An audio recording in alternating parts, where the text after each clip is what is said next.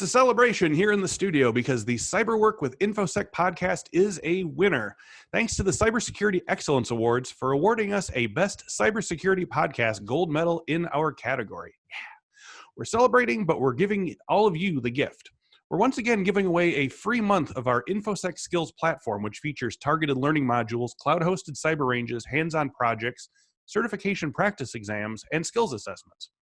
To take advantage of this special offer for CyberWork listeners, head over to infosecinstitute.com/skills or click the link in the description below. Sign up for an individual subscription as you normally would. Then, in the coupon box, type the word CyberWork, CYBERWORK, no spaces, no capital letters, and just like magic, you can claim your free month. Thank you once again for listening to and watching our podcast. We appreciate each and every one of you coming back each week. So enough of that, let's begin the episode.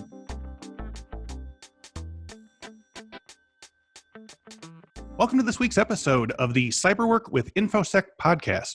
Each week, I sit down with a different industry thought leader and we discuss the latest cybersecurity trends, how those trends are affecting the work of Infosec professionals, while offering tips for those trying to break in or move up the ladder in the cybersecurity industry. Our subject today is the CyberTexas Foundation. CyberTexas helps high school and even younger kids get fast-tracked with cybersecurity classes and hands-on skills. Our guest today is Vic Malloy. Vic is an independent consultant working with the CyberTexas Foundation as their general manager. He is a small business owner with over 20 years of specialized experience as a senior and executive leader in information technology programs with Air Force, Department of Defense Major Commands, commercial financial services, and civilian defense contractor industry. Vic earned his bachelor's degree from the University of North Texas and a master's degree from Webster University. He has had multiple assignments over 13 years working in cyberspace security and operations at multiple network operations and security centers in the U.S. Air Force. His last position in the U.S. Air Force was to oversee daily cyber operation task missions within the Air Force Cyberspace Security Operations Center, which was responsible for the cyber defense of all Air Force network globally and the employment of cyberspace capabilities globally to support ongoing combat operations. Previously, he served as Chief Information Officer for the National Security Agency, Central Security Service in Texas. Vic is happily married and the father of 4 children. He is a native New Yorker and this is in all caps, proud Texan by choice. Vic is active in church and his family and annually leads planning activities for the annual San Antonio 9/11 Memorial Site commemoration focused on keeping awareness, vigilance against domestic and international terrorism. His passion is the development of the next generation workforce and increasing cyber education in the global community. Thank you so much for joining us today, Vic. Thank you. That's a mouthful. Appreciate it. Yeah, no, you've already had a very exciting life, and we're gonna poke into it a little bit right now. So we'd like to start every episode by sort of getting a sense of your sort of personal tech journey, your personal security journey. So how did you first get interested in computers and tech, and where and when did you start your journey in cybersecurity? Well, thank you once again. I would have to say that when I was in high school in Dallas, Texas, 1981, Okay. So at that time, I was in my senior year, and my last class elective was this thing called basic programming. And they gave us a whole bunch of punch cards and said, we want you to program this game.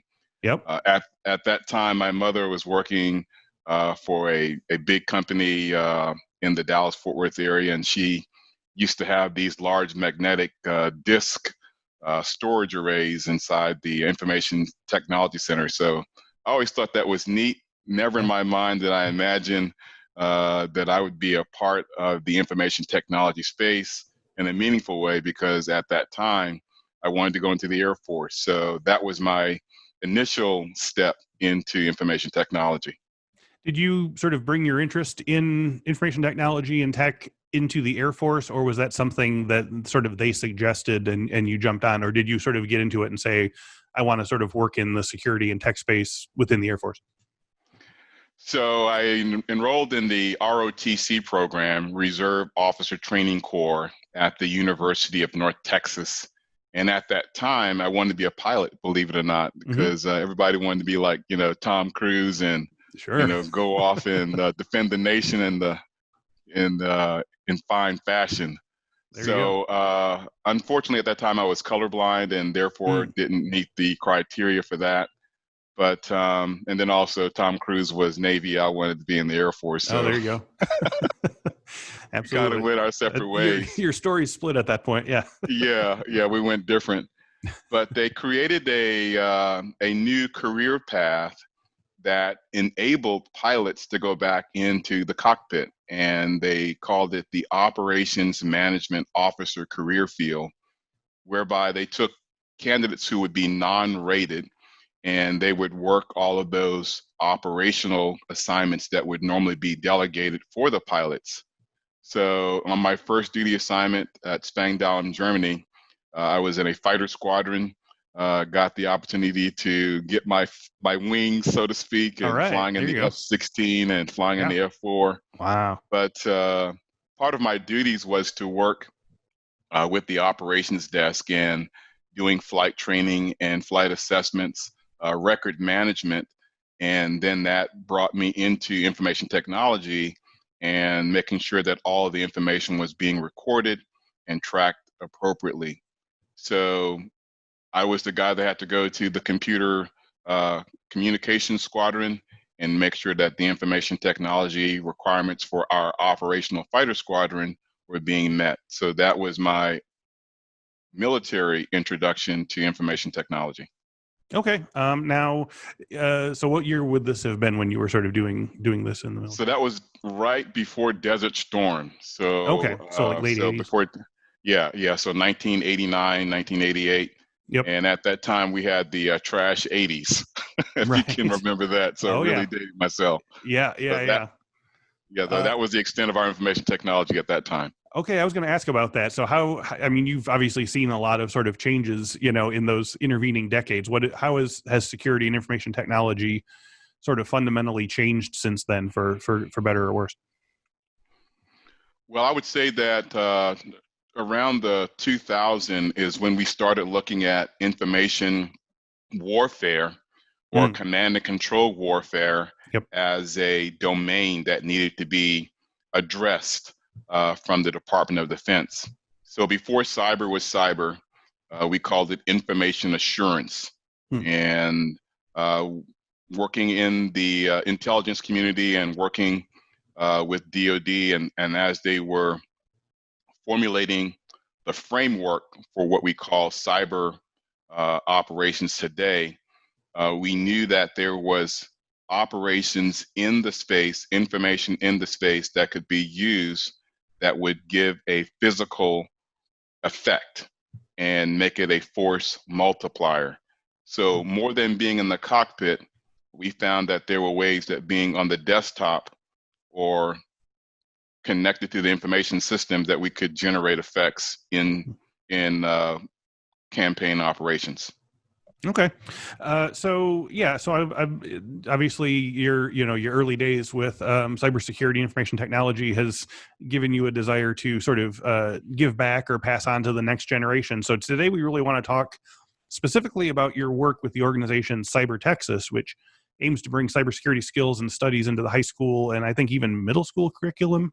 So can you tell me a little about the origins of CyberTexas, how it was founded, and some more info about its mission?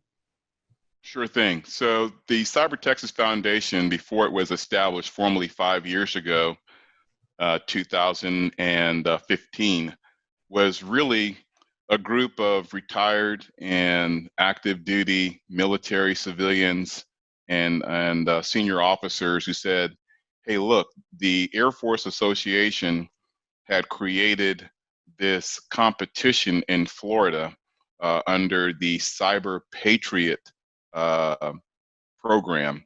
Mm-hmm. And so they took about 12 schools in the Florida region that were in the ROTC program and said, let's generate a competition that shows how to secure an operating system. So I believe the first year they only had 12 teams. That has expanded exponentially to over 8,000 teams in this last year that competed globally. And San Antonio had the distinction of bringing the national championship in the all service division back to San Antonio after not having it for the last decade. Wow, congratulations. Let's talk a little bit about the cybersecurity skills that students are learning through CyberTexas. Is it true they're actually studying for and being awarded cybersecurity certs? Most definitely. Mm-hmm. So in its infancy, the program was very much going in and doing just system administration, creating user accounts, and looking at permissions. And that was just the basics, which is the introductory of how do you do identity access management. Over the years, the Cyber Patriot program has matured and become more complex in looking at the network, looking at firewalls, looking at traffic, doing PCAP analysis, and in some cases, regional community colleges and industry have invested in Security Plus, Network Plus. In our most recent year, we had several students pursue and attain their Cisco Security Network certification, their CCNA. Mm-hmm. And this is before graduating high school. Wow. That's awesome. So yeah, so is this curriculum happening within the sort of school curriculum? Is this an after school thing? It varies. It's it all depends on, what is your community's interest in going after promoting this. So the school in particular this year at Roosevelt High School, they had an engineering technology academy. So in this engineering technology academy, they're doing rocketry, they're doing advanced computer security, they're doing a lot of mathematics and engineering subjects that are preparing the students before they even go to their undergraduate courses of studies in those foundational courses, and then application of the information that they're being presented in those different courses. So to your point, in these cases where there is an academy inside the school, there's curriculum that is focused upon giving that practicum lecture, but then also the actual application of applying what they've learned in practice. Okay, so there's a lot of hands-on in this as well. It's not just you're not just lecturing. Exactly. Yeah. So we talk a lot on this program about the cybersecurity skills gap, and specifically, that there's more cybersecurity positions available and desperately needed to be filled than there are qualified professionals to fill them at the moment. So can we talk about the ways in which CyberTexas and similar organizations can help curb the problem over the long term? Like, obviously I talk to a lot of people who are talking about, recruiting issues, or, not looking for unicorn candidates, or, getting people with no experience sort of fast tracked into lower level positions where they can get experience and stuff. But I'm just curious about your sort of your contribution to all of this. You're sort of raising the cybersecurity pros of the future here. So what are your thoughts on the skills gap? Great. The way we define that is the talent pipeline management process, which begins, interestingly enough, in middle school, and in some cases, even in elementary school. So if you look at the Cyber Patriot program office and you go to uscyberpatriot.org, you'll find that there's information that spans what we call K through gray. So beginning in the elementary school, there is an initiative program that's free and available for download that even goes into what is packet tracing. So imagine that you are in a 6-year-old and you're playing a game, and in this game, you have networks and you have to traverse through different systems, routers, devices, firewalls, and so forth. And you can watch your packet as it goes through the network. That's the foundation of putting together a wide area network. Then it grows into middle school with information that's available for Windows operating systems, and what are those actions that you need to do for system administration, and looking at the server logs, system logs, prohibited files and media, and all of those things that you would do as an information security professional to harden that operating system, extending into the client version of Windows and then also into the Windows Server environment when you're administering a whole system of systems. And then we also include the Unix platform with Ubuntu as the operating system so that they can understand that there's some command lines and environment in that system that are, you can do some GUI, but we also try to promote the fact that the Linux is a more openly available platform to where you can even be more powerful and use tools like Metasploit, Kali Linux, and other power tools, PowerShell, all that. Okay. Right. Now I want to sort of, I want to note this because I feel like we get a lot of people who contact us and say, oh, like the Security Plus or Net Plus just seems so unattainable. I'm in my 40s. I've already had a career. I want to get into cybersecurity, but it's intimidating. And I mean, obviously not to, like if high schoolers can do it, and I realize that, high schoolers have, more malleable, stretchy brains, but, like this is attainable stuff, and especially if you're sort of addressing it when you're 6 years old and it becomes sort of instinctual like that. I mean, can you speak to that? What are your thoughts on sort of older folks trying to get these sort of entry level certs or this entry level knowledge who might be sort of intimidated? Chris, that's a great comment, and it kind of goes back to what I was sharing with regards to the Cyber Patriot program. So we have coaches and mentors. So there's technical mentors and non-technical mentors and coaches. And the way we differentiate that is to be a coach, you just have to be a parent or a teacher with the desire to put together a team of 4 or 5 students to say, we want you to go through the material and learn and become familiar with it. If you have an area that you need help, then you have a network of technical mentors. So you as a 30 plus, 40 plus adult today, don't feel like you have to master it all. I would implore you to go to uscyberpatriot.org, register as a coach, register as a mentor, and go alongside what I call the digital natives. The youth that are Right. born today have been gifted this digital domain, but then we as digital immigrants, you and I, around what we talked about earlier, max headroom time frame. Right. Us graybeards, it's our responsibility to extend a hand to the digital natives to help them navigate through this space, because the same lessons that we learned growing up apply as being a digital citizen. And a lot of them, they feel like they have anonymity and they are immune to the dangers of oversharing in that space. Yeah. So as digital immigrants, we can share our lessons learned in our culture and our caution as they're expanding their wings and building the bridge between the K, the gray. So that's why in the Cyber Patriot organization, the National Commissioner, Bernie Scotch, had a conversation with his mother, who was about to become the victim of identity theft. So he spawned a program about 3 years ago called Cyber Generations, which is a downloadable that you as a child can now go to your parents and present to them information that will protect them so that they don't become victims of phishing, smishing, vishing, identity access loss as a result of being online as a senior today.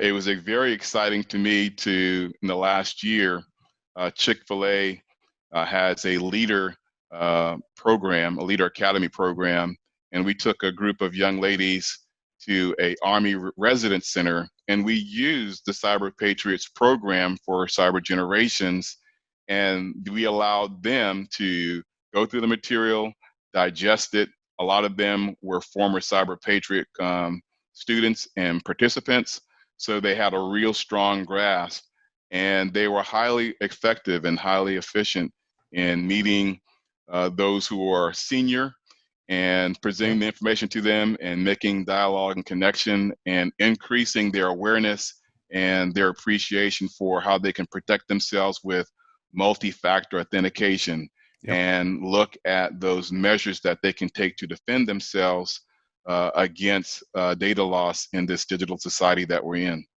Okay, so going back to certs a little bit, what are, in your opinion, are the role of certs in cybersecurity? I mean, it's excellent that high schoolers are getting them. It's a good place to get your foot in the door. But I also get the sense that you're especially interested in securing the skills rather than studying toward an actual certification. But can you sort of talk to me about the pros and cons of using certs as kind of like, your tool to your career development? Yeah, what I would call the certs is the glove and the competency is the hand in the glove. Right. I think too often people are running behind certs and not really being able to function in that space, and you're doing yourself a disservice, and then you also do your corporation or your company and your organization a disservice by just having a certification but not having the application and the practitioner, the comfort and the competency to operate in that space. So that's the joy I get out of being with the CyberTexas Foundation, is that we want to match and complement the practical competency as well as the certification, so that when you are an employer and you're doing an interview and you've got this entry-level person that's coming to your organization, they may be doing software development, or they may be looking at I call them even the information technology help desk technician. Right. And they've been a member of Cyber Patriot, or they've been in the collegiate competition that's sponsored by the CIAS, the Center for Infrastructure and Assurance out of San Antonio, Texas. And they've been at a national level competition. That means that they have been in the middle of an actual DDoS attack, and they've worked with a team of diverse talent and students who were able to overcome those challenges and obstacles and mitigate and build solutions that are industry, that are based upon industry standards in today, and all of the CVEs that are out there, the common vulnerability exposures that are out there. They've seen it before. So my advice is most definitely get the cert, but be certain with the competency that you can perform those tasks that those certs are there for. Right. So to sort of speak to the people who are maybe in the midpoint between K and gray, if you're studying for the cert and you want to get the cert, but you want to make sure you're not just, collecting certs, what are some tips you might have to get the hands-on skills that you're looking for? I mean, again, does Cyber Patriot have that sort of, these sort of hands-on type things that you can work with, or do you have other suggestions? Oh, sure. I mean, so make sure you join the Information Security Professional Organizations, ISSA. Right. Make sure you're part of your B-sides communities. Go to those. I don't want to use the term hacker, but in San Antonio we have the San Antonio Hacker Association, and then we have other groups that are all coalesced together. At our universities, they have a lot of student-led organizations that are under the tutelage of associate professors and deans. At the University of Texas San Antonio, Dr. Nicole Beebe is world-renowned as a digital forensics expert and subject matter leader, and she has been leading the Cybersecurity Student Association there, and helping them as they are going through their undergraduate and graduate programs. And in some cases, the students are so proficient, they even pursue their doctorate.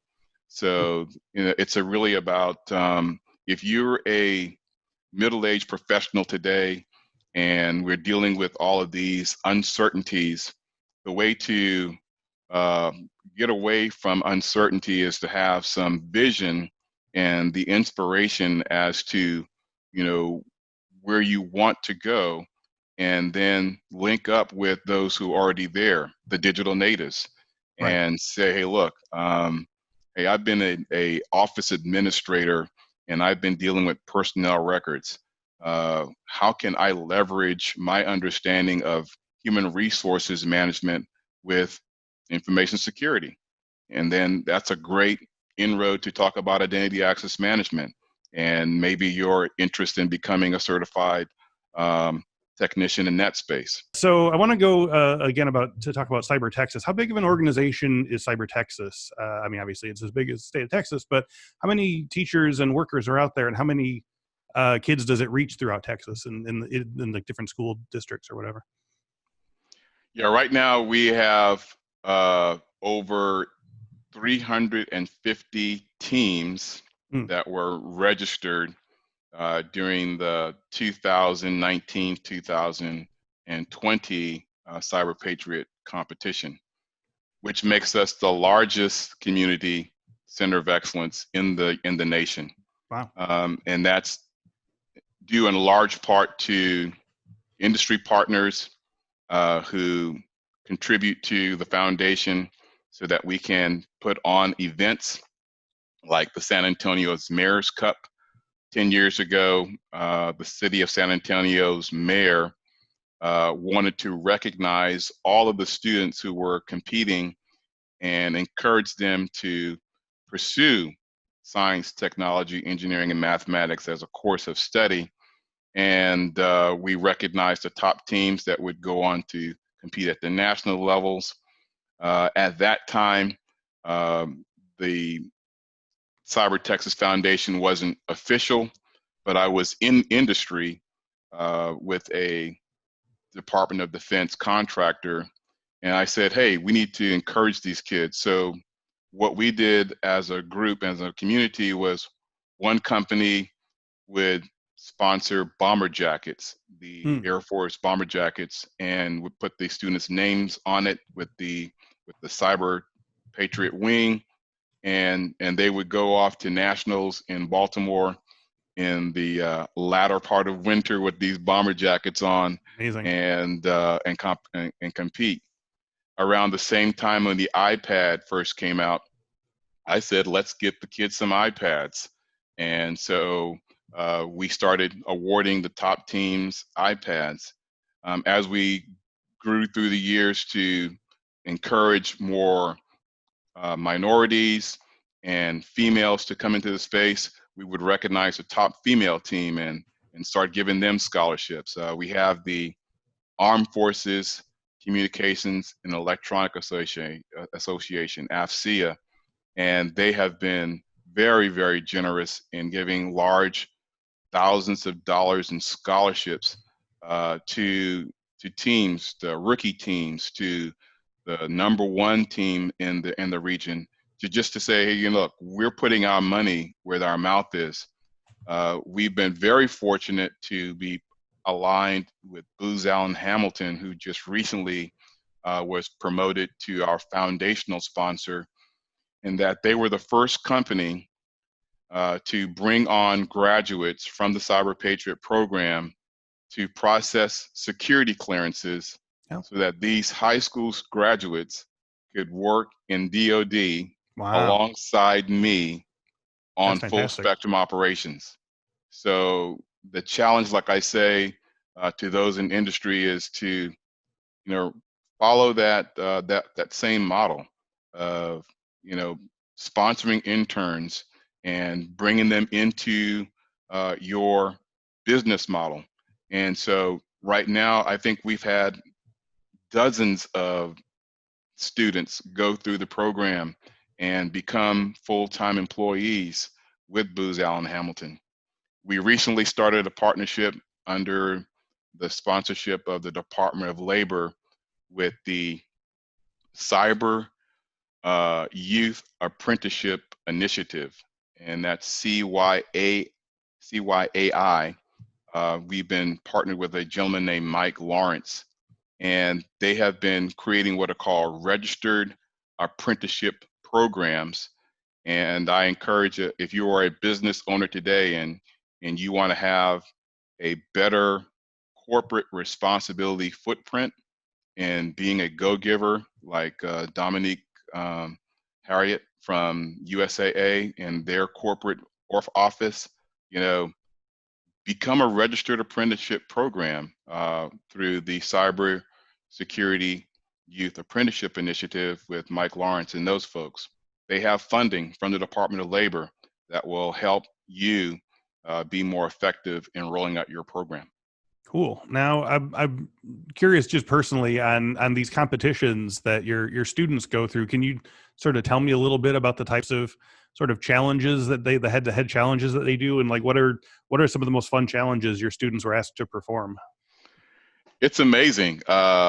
They start in April with exhibition rounds. Okay. And basically, that's a safe space for them to start a team, go through the learning materials, and they have a virtual machine using VMware to where they have the operating system that they have to secure. So their challenge is given in the form of a scenario that's a README file, and they are typically identified as being a part of a business. That business has employees that are on a network. They have a website. They have policies that have to be put in place. They have to make sure that the operating system and the environment is secured so that the business can be profitable and not vulnerable to known attacks. So if they start with that one operating system and they use that in the exhibition round, and then the coaches come in and they kind of guide the students through the learning material first, then through the actual application in the virtual machine to secure the operating system. And then it gets more complicated. So we say now you have a server. And in this server, you have to look at all the audit logs and how they're communicating back and forth with the end clients. And then we say, oh, by the way, now you've got a Unix environment and you've got to secure that environment.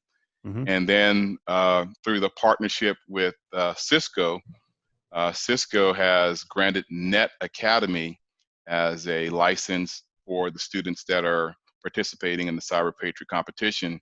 So they grant that license to the students to go through Net Academy so they can learn the principles of networking and packet tracing and PCAP analysis and so forth. So is it true that Texas has a state mandate requiring students to have some degree of cybersecurity literacy? I heard that somewhere. I've heard that they had to declare it as part of their curriculum. So how does that work? And in your experience, has it changed the cyber hygiene and overall safety of young people in the area? It's improving. We haven't got to there yet. Okay. Cybersecurity is a state mandate with regards to employees and then the education system as a security awareness. That's the topical entry level. But more and more, we're looking to help with fundamentals of cybersecurity being included into the curriculum. We work with TEA, the Texas Education Agency, to help formulate that. We're in the process of working on a study to assess the landscape as to what are those effective clubs, competition, curriculum, and capacity that will increase the competency of our youth that are in the K through 12 pipeline, so that when they are applying for college or going into a vocation or starting their own business, they can be much more effective. So this is something we unfortunately have had to talk about at several episodes recently, but with the novel coronavirus changing the way school and learning is being performed in the coming months and possibly years, how has online learning changed or modified the way you teach students about cybersecurity? Is there a summer school? How have you shifted to ensure that students are still able to keep up and keep ahead? Yeah, it's been an opportunity. And I think the students have stepped up to the challenge in a major way. This year, when we had the outbreak in April, we had to cease all of our in-person meetings and transition to a virtual space. Our national competition, which is held in the Baltimore region, had to be postponed. But through diligence of the CIAS at UTSA and the home office, the Cyber Patriot in in the Virginia area. We held our first ever virtual competition, and it resounded loud success, large success. Great. And we were able to, via Zoom and other platforms, Discord, meet so that the teams could meet from home, log in, and actually have a red team attack in their environment, to where after they secured their system, there was an active red team that went after their information systems, checking their work. Checking their work. So do you teach, I mean, is the red team also students, or is it like cybersecurity professionals that are the red team are cybersecurity professionals who are trained at knowing what those vulnerabilities are, and they pull no punches. So it's like so it's like having like a high school football team, and it's like, oh, by the way, you know, the local professional team is coming here to see if you're any good or not. Yeah, the pros come in and check your work, and aggressively. And when they come in, you know, how did they hold up? Feelings. How did they hold up? Very well. They did very well. And it's got to be a great opportunity to learn too. I mean, you know, oh my goodness, it's one thing to, you know, say, okay, I did it, and then you're like, oh yeah, but what about, you know, these? I have a 14-point list for you now, all the things that we got into. Yeah, but it's really about community, and that's what the CyberTexas Foundation. You asked earlier about our organization. It is only two main day-to-day people, myself being the general manager as a contract support, and then the founder is Joe Sanchez. He is a legend in the community here in San Antonio. As a matter of fact, he was instrumental in getting the cybersecurity programs and computer science really launched at UTSA, so that now it's a center of academic excellence and certified by the National Security Agency in providing those courses of study and PhD programs, graduate programs, actual research looking at innovation that will help protect this space that we are highly dependent upon now. Everything is online, and that's our new reality. Yeah. So are there areas of Texas that CyberTexas doesn't cover? Are you trying to sort of like expand your reach? And if there are there ways that students or parents in Texas that might want this program for their kids that they could request it for schools in their area? Sure thing. If any parent that's listening to this podcast finds that this is interesting and there is not been any kind of community activity, we in the CyberTexas Foundation are committed to reaching out and building that roadmap for you in your community. As a matter of fact, 2 weeks ago, we were invited by Cyber Houston, which is led by a business leader. His name is Umesh Verma, for the Blue Lance Corporation. But he took a community of business leaders and they created Cyber Houston, and he joined us last year for our CyberTexas Summit and talked about what he was doing in offering free vulnerability assessment offerings to the business community so that they can begin to assess what their vulnerabilities are, what gaps that they have, and then provide them some tools that could mitigate those gaps. And that, I think that's what it takes, is businesses, public, private, government coming together to solidify and raise those pathways so that we can secure this space that we've become so dependent upon. Yeah. So you discussed earlier about bringing more women and people of color into cybersecurity. Could you give me some tips or advice for people of color coming into the world of security? What recommendations would you give to organizations also to make their corporate culture more welcoming to a diverse workforce? First and foremost, just meet the people where they're at, and when you find students that are in areas to where the digital divide that's been highly amplified in this new reality of economic disadvantage and so forth, Mm-hmm. and your community leaders are making investments in those space, reach out virtually, get onto your social media platforms and challenge that community. You know, who are people of color that are having significant challenges in working in those spaces?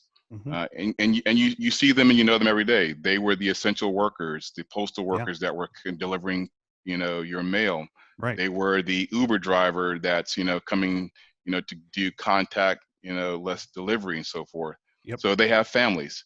So ask them the question, what are your kids studying? It's the same thing. It's just starting a conversation and just asking the question, what are their interests? And when you find out what their interests are, not everyone is going to be a surgeon, not everyone's going to be a Yep. doctor, but everyone knows that they have to practice good hygiene.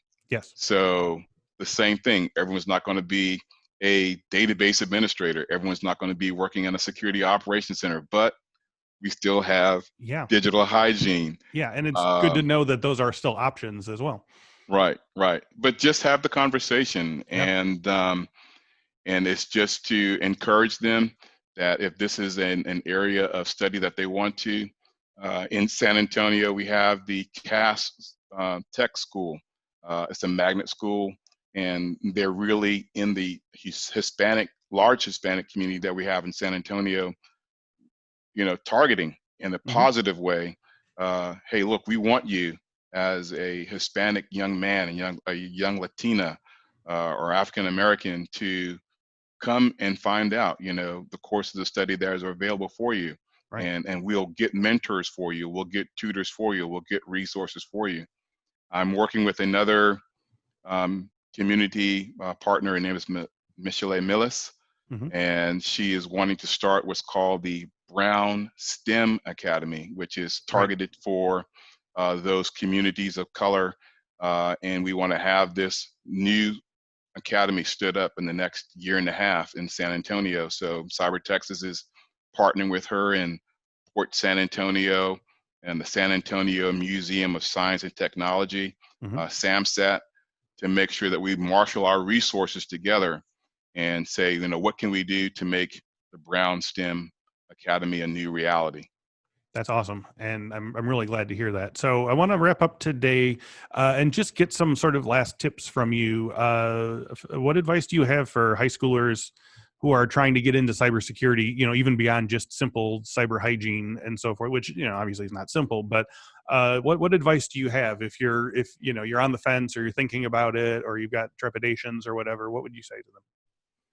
Well, what I would say is, it's interesting. We did an internship interview, and yesterday one of the applicants was the valedictorian of his class, and his major is music, but he finds this cybersecurity information space intriguing. Yeah. So I was like, that's what it starts with. It starts with that spark and that desire.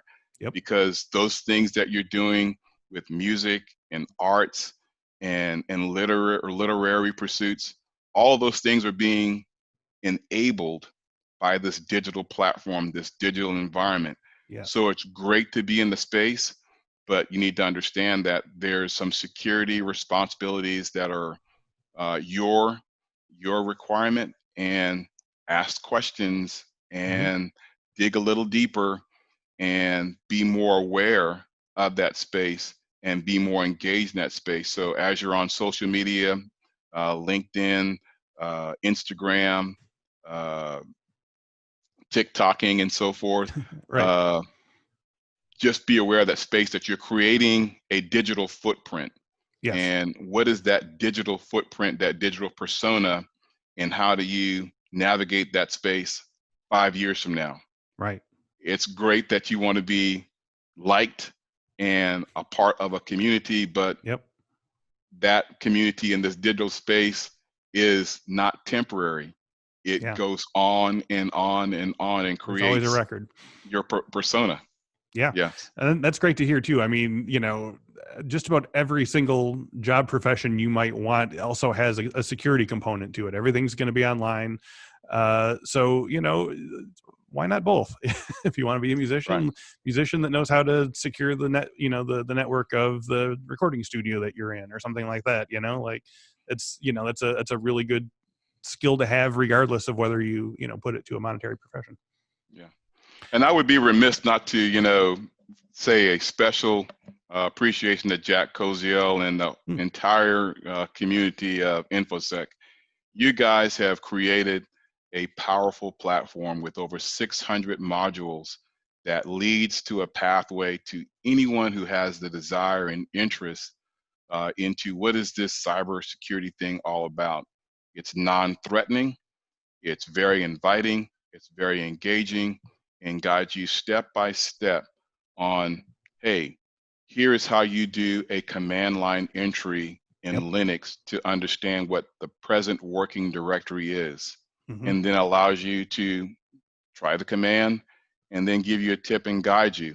The videos, great videos that just take you from, from infancy to adulthood as to what it takes in order to become a certified, competent professional in this space. So I challenge all of my digital immigrants to take the leap of faith and know that there's somebody here with Infosec Institute, CyberTexas Foundation, and then the information security profession at a large to guide you and hold your hand so that you can be a success. Well, thank you very much. That means a ton to hear that from you, Vic. Thank you so much. And also, I'm going to call it right now. Best guest ever. did my work for me here. No, actually, I'm going to connect to what you said as we wrap up today. If people want to know more about Vic Malloy or your doings at CyberTexas, where can they go online? I implore you to go to www.cybertexas.org, or you can send an email to info@cybertexas.org, and we would be happy to help you become more secure, more profitable, and increase the peace. That sounds wonderful, Vic. Thank you so much for joining us today on Cyberwork, and this was a great talk. Thank you, Chris. Appreciate it. And thank you all today for listening and watching. If you enjoyed today's video, you can find many more on our YouTube page. Just go to youtube.com and type in Cyberwork with Infosec to check out our collection of tutorials, interviews, and past webinars. If you'd rather have us in your ears during your workday, all of our videos are also available as audio podcasts. Just search Cyberwork with Infosec in your podcast catcher of choice. And as always, if you wouldn't mind leaving a 5-star review, 5-star rating and review, that does help us to get to more people. As Vic happily said, we would like to talk to you a little bit about getting a free month of our Infosec Skills platform. Vic discussed it. We discussed it at the start of the show. Go to infosecinstitute.com/skills, sign up for an account, and in the coupon code, you can type the code CYBERWORK, all one word, all small letters, no spaces, and you get a free month. So thanks once again to Vic Malloy, and thank you all for watching and listening. We will speak to you next week.